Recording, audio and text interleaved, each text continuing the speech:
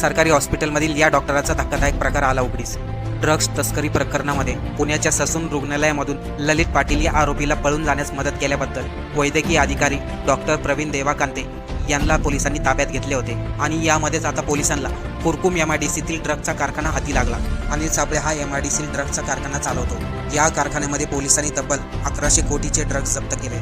अनिल साबळे हा मूळचा श्रीगोंदा तालुक्यातील, पण मागील 15 वर्षापासून तो कुरकुंभ MIDC मध्ये अर्थकेम लॅबोरेटरीज ही कंपनी चालवतो आणि आतापर्यंत या कंपनीबद्दल कोणालाही काही ठावठिकाणा नव्हता। या कंपनीमध्ये एवढ्या मोठ्या प्रमाणात ड्रग्ज निर्मित केली जात होती आणि हेच ड्रग महाराष्ट्रातील वेगवेगळ्या मुलांपर्यंत पोहोचवले जाते आणि त्या तरुण मुलांना या ड्रगच्या सवय लावून देतात आणि त्यांचे जीवन उद्ध्वस्त करून टाकतात। परंतु पुणे पोलिसांनी या कारखान्यावरती झडती मारून पूर्ण कारखानाच ताब्यात घेतलाय। तसेच अनिल साबळे या आरोपीलाही ताब्यात घेतले। अनिल साबळे पोलिसांच्या हाती लागल्यामुळे त्यांनी आतापर्यंत कोणकोणत्या देशामध्ये ड्रग्ज सप्लाय केले, त्याचे साथीदार कोण आहे, तो कोणाच्या बोलण्यानुसार ड्रग्जची डीलिंग करतो, हे सर्व प्रश्नांची उत्तर